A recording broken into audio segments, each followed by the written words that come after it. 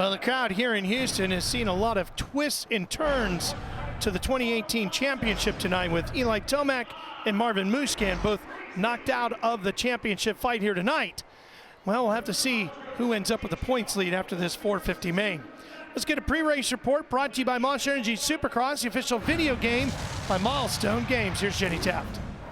Well, Justin Barcia last week on the podium was all smiles. It had been almost 4 years since he was last on that podium. I asked him today, was it emotional? What were you feeling like? He said, you know what, it was kind of awkward because I haven't been here for so long. But Justin Barcia hasn't just changed his riding, he's changed his life in every single way. A couple examples: his positive influence from his fiance, 2, his mental clarity. He just controls what he can control. And 3, it's really all about that mental focus and being happy back riding. This is a happy Barcia who got his life straight and looks to get his racing straight. Daniel?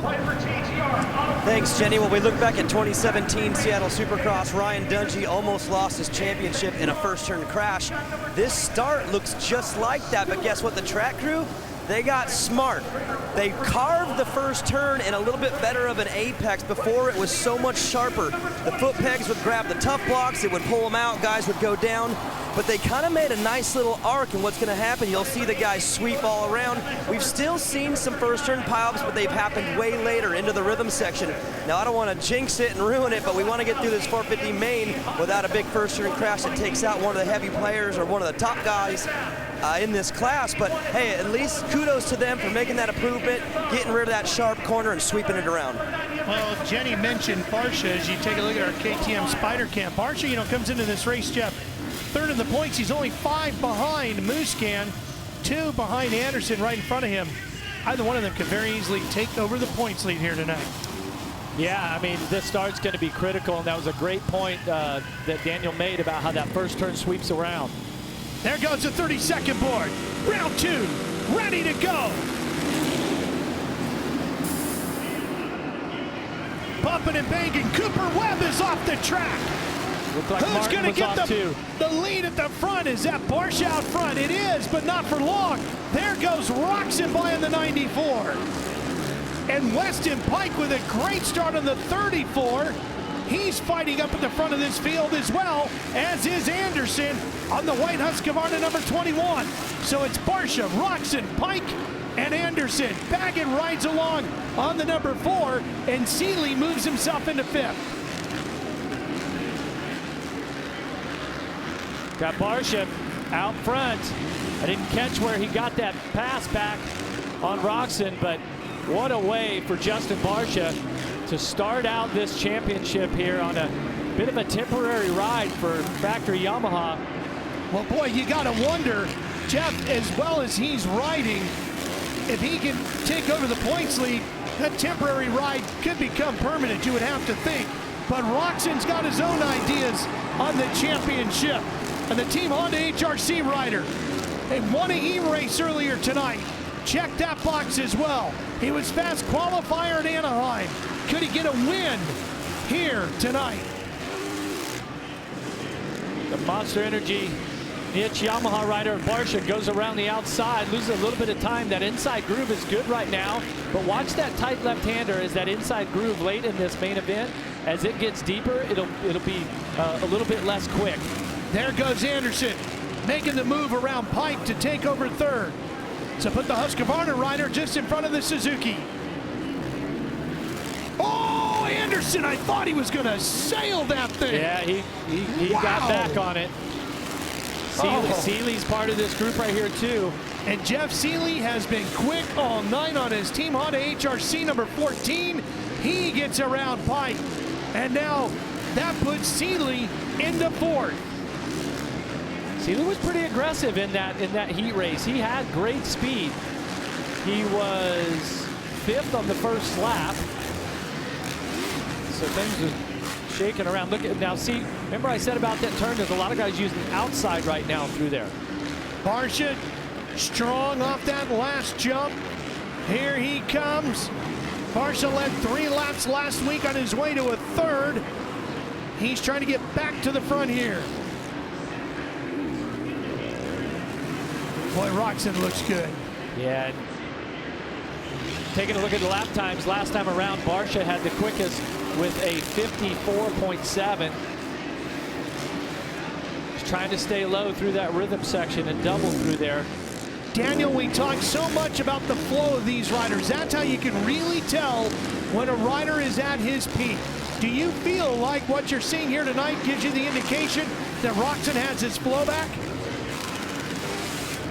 I definitely think he does. I mean, it's hard for him. He's been off of racing for so long, and at Anaheim, he definitely looked fast in sections and laps, but we never really got to see him ride to his full potential. He was always in the middle of a battle, but tonight he just looks different. He looks like he got one out of the way, and he's back to being him, and that's great. But hey, guys, there's some history between these two. Back in 2012 in the 250 class, Justin Barsha's going on a perfect season. He'd won every race. He goes down after a lapper gets in his way, and Ken Roczen is the beneficiary, gets the win, ruins his perfect season. So these two, a little bit of history in this building. Well, and Roczen leading his first lap since San Diego back in 2017. He led 37 laps in the first two races before that big crash, the second round in Anaheim. Hey, Ralph, Barsha is taking alternative lines just about everywhere. The whoop section just before the finish line, there's been one main groove that everyone's been using. Justin has found a way to carry some speed on the right-hand side. Watch what he does here. Let's see if he sticks with it, if he goes back to the main line. Yeah, he stayed to the right there a little bit. Now Roczen picked it up. Oh, and Barsha's almost off the track. That was close. He's lost 0.6 of a second to him, Jeff, and now it's 1.2 the gap between Barsha and Roczen. Well, last time around, Roczen set the fastest lap, and it looks like that it's the fastest of anyone in the main event so far, a 54.1. He was absolutely flying. Anderson holds on in third, Seeley fourth, Pike is in fifth.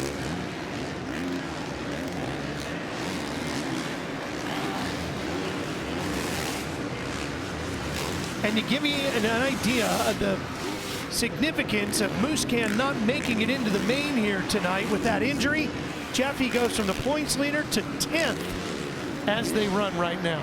As they run now, I mean, oh, that's got to be devastating for him also. It's got to be so frustrating. Well, and Tomac not being here in the show tonight is completely off the board. He was 25 points back after finishing dead last just a week ago. Boy, through that sand turn there, they are really flying. And Barsha with a beautiful run through that corner. And look at how they're coming down through that rhythm section. There's a quad right there, but then you got a really steep second to last jump there and just pops you up. Jeff, you heard Jenny talking about all the positive things in Justin Barsha's life that seem to be improving his riding. How about his riding style? Do you see him doing something different there?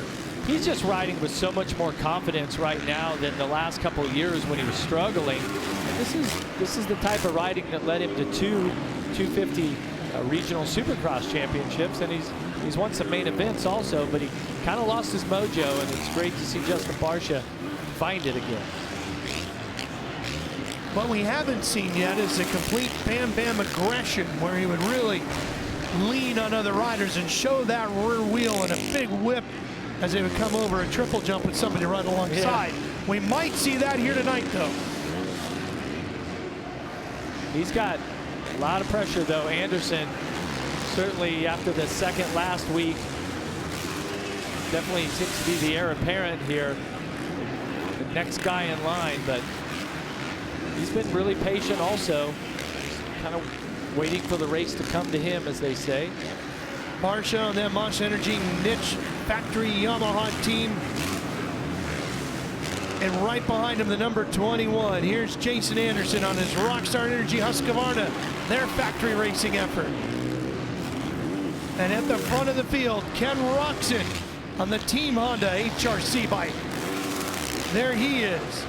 All three factory efforts battling for the glory and prestige that comes with being on the top step of the podium in a Monster Energy Supercross. And they've got less than 12.5 minutes and one lap to decide it here tonight. It just seems like eternity right now. Last week it seemed like the countdown clock just sped up, and all of a sudden we were at the end of the main. Now, right now, we're not even the halfway point. Roczen's last victory, January 14th last year at San Diego, 364 days ago. But what a journey it's been since. Okay, look at Anderson having to sweep way wide there to stay out of those ruts. Just trying to find some new lines. Doesn't want to follow. You cannot pass the rider in front of you if you're taking the same line. Barsha's last win was April 20th, 2013 in Seattle, 4 years, 8 months, and 24 days ago. This is Barsha's 47th start since his last win. Just about a lap ago, the gap between Roczen and Anderson was 2.7 seconds. Now it's 3.4. Roczen has found his flow out front. His second, third, and fourth are all bunched up right here. The big thing now is not making a mistake. As tricky as this track is, Jeff, even when you're having a smooth run out front, as we've seen throughout the course of the night, this track can reach up, bite you, and pull you down to the ground hard. Oh, Barsha misses the triple. There's the mistake by Barsha, and Anderson leaps into second place. Well, that's going to rejuvenate the Rockstar Energy Husqvarna rider Anderson. Now he can just set his sights on the leader, Ken Roczen, and Barsha trying to hang on to another podium. And he's got a lot of company here by Cole Seeley, who's having a great ride tonight, just hanging back there in fourth, clicking off the laps. Look at those ruts through that whoop section. Seeley just about follows Barsha step for step through him this time through.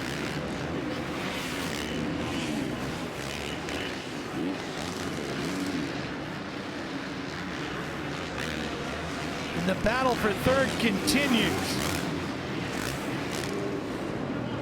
Yamaha versus Honda here tonight in Houston, and the fight for the final podium spot.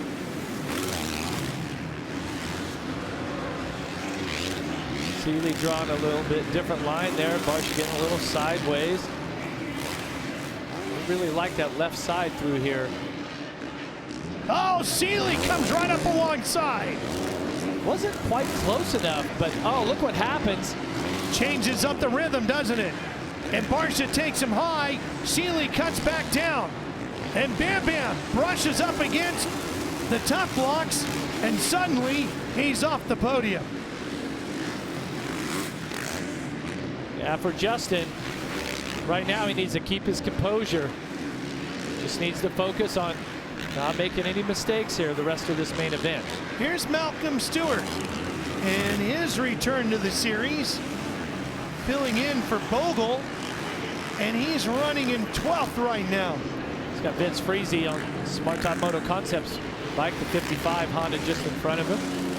In talking to the team manager of the Suzuki effort that he is riding for, Jeremy Albrecht said to me earlier today, there's no rush now for Bogle to hurry back since they've got Malcolm signed up to the JGR Auto Trader Yoshimura Suzuki factory racing effort.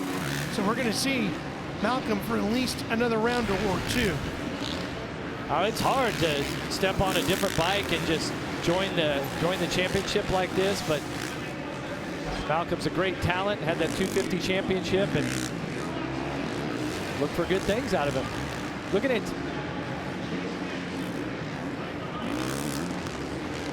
Malcolm trying to catch Vince Freezy just in front of him on the 55. Let's take a look at our Toyota moment of the race. Well, Barsha here trying to get to the inside of Seeley in the sand. Oh, he gets way sideways. Keeps it on two wheels though. But look what's happening here, Ralph. Roczen leading, but Anderson is on him. Anderson's on a streak of 5 straight podiums going back to last year. He wants the top step of the podium tonight. Last time around, Anderson was a 54.2, Roczen a 55.8. Anderson just all of a sudden started taking some huge chunks of time out. And remember, in that special that we had on Ken Roczen when we followed him last week, right? Remember the comment that he said after the main event? He said, my right arm got so tight, because his left arm, of course, is a little bit weaker. It's not 100%, so he has to use a lot of strength from his right arm, and I bet that right arm is getting tight right now. You saw Oscar Verdman trying to encourage his rider, Roczen. Here comes Anderson. And Anderson flies the Husqvarna into the lead here in Houston. Jason Anderson's last win was the season finale last year at Las Vegas.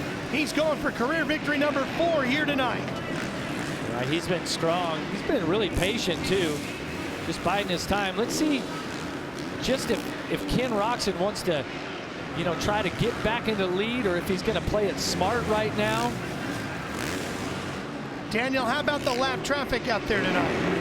Well, Jason Anderson's going to be the first guy to get to it. I mean, they're already starting to get into a little, but you got to remember, on a hard-packed track, when the lap riders see the blue flag, they can get out of the main line. But here, where's the main line? These guys are taking left, they're taking right, you saw right there. It's going to be very difficult for Jason Anderson to navigate through these guys when they don't know where he's going to go, and that's going to be very difficult for the lap riders as well, because they want to get out of the way, but you just don't know where to go, and sometimes they put themselves in the wrong position, and with these 2 difficult whoop sections, we've got to keep an eye on that. You know, Jeff, in talking, we go drop back here to watch Brayton on the number 10. He's in 6th behind Pike on the number 34 Suzuki, who holds down 5th right now. About 5.5 minutes and 1 lap to go. Last week, Brayton was 7th. Pike had that top 5, was 5th. Pike finished 5th last week in Anaheim. Trying to repeat that here tonight. Yeah, it would be a great start, especially on this new Suzuki 450 that this Auto Trader JGR team has. Oh, and you look at Brayton right there. A little bit costly mistake. This is that triple, going to drop back a little bit. Here's the battle for 3rd. Barsha not done yet. Trying to get back up to the rear wheel of Cole Seeley. He's got less than 5 minutes and a lap to get it done. Got to be stoked with Seeley, though. He's been strong all day.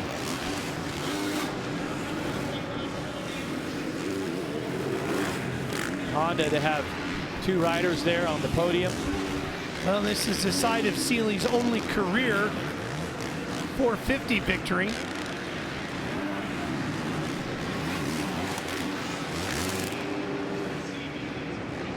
That would have been back in 2015, correct? That was, and I'll get it for you.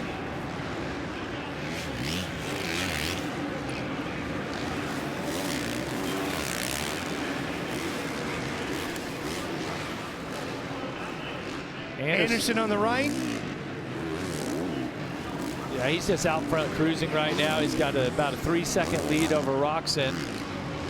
That was April of 2015. Yep.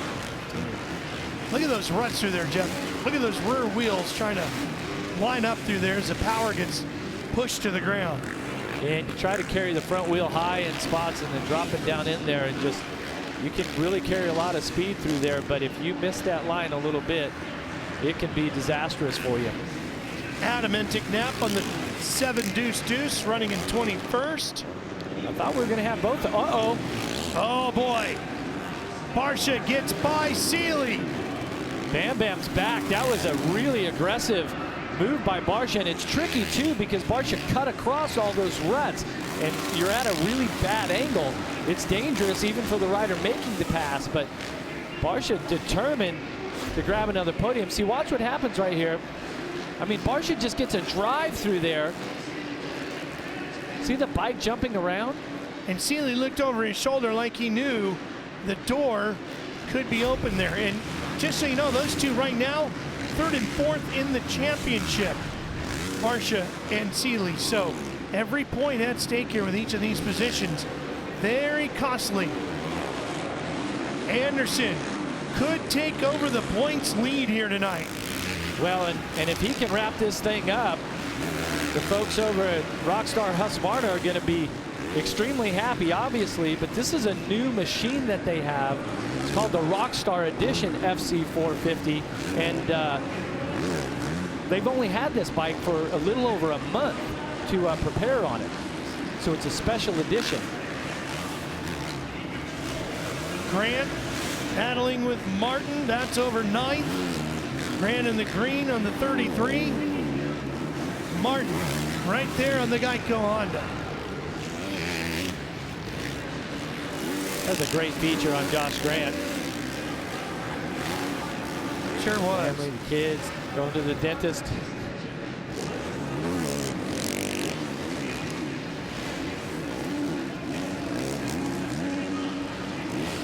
A little bit more on the story of the 6. Here's Daniel. I like what I've seen out of Jeremy Martin so far. We got to remember, he's going to be racing the East Coast division, the 250. And he wanted to ride this 450 just to get warmed up and kind of get comfortable. And he's had a rough go in Supercross over the past couple years, so I think this is going to benefit him a lot just to come into a season, you know, fully in the flow, fully in the zone, and hey, battling with Josh Grant, being in that top 10. That doesn't hurt your confidence either, and I think he wants to make a run of that championship and give Zach Osborne everything he can handle. And hey, right now he's looking like a guy who's really got things figured out. Plan was to run the first 3 races on the 450. He was 11th last week at Anaheim, 10th here right now. Boy, he's going to need all the confidence he can get to go battle Zach Osborne. What a year he had. Oh, yeah. There's Chad Reed. Caught a glimpse of him. Reedy coming back. He's running in 16th right now. But this would be his 222nd 450 main event, chasing down the record of 227 that was set by Mike LaRocco. And so Chad Reed, 5 away. 1 more closer. And you know, he told me earlier today, he's still a couple of weeks away from when the doctor said he should even put any weight on that ankle. Yet, here he is racing Supercross here tonight. The determination of that man is just incredible. There he is, the Australian. Admittedly, not coming in as prepared as he'd like to be. Had his ankle worked on a couple months ago. Pretty intense surgery and new bike and new team and self-funded organization again. Here's Anderson, who Jeff told me earlier today, you know, I really starting to feel like a seasoned veteran, going into, what, his 4th season in the 450 categories. I just don't panic over things the way I used to. I feel comfortable in my environment and where I am with my program, and that's why I feel like I'm ready to win this championship. Well, he's been great here tonight. He was patient, he was strong, just clicking off his laps like he does so well. You gotta wonder, you know, what could have been with Tomac and Muscan, but right now Anderson has been able in these first 2 races Won the best out there. Won the season finale last year in Las Vegas. That was his last victory. Here he comes now. His first win of 2018 comes in Houston as Jason Anderson takes the victory on the Rockstar Husqvarna and the points lead with it. Ken Roczen takes another step in his program as he puts himself up on the podium for the first time this year with a well-earned 2nd place. And how about Bam Bam? Barsha's still very much alive in this thing as he finds himself finishing 3rd and puts himself 3rd in the championship standings. Wow, what a race. Pretty impressive rides. What a twist to the championship story tonight. Just the whole thing. I mean, for Jason Anderson, his 4th career win, his 51st start, and the 2nd time in his career he'll carry the red number plate as he heads back to Anaheim next week. We'll be back to hear from El Hombre right after this.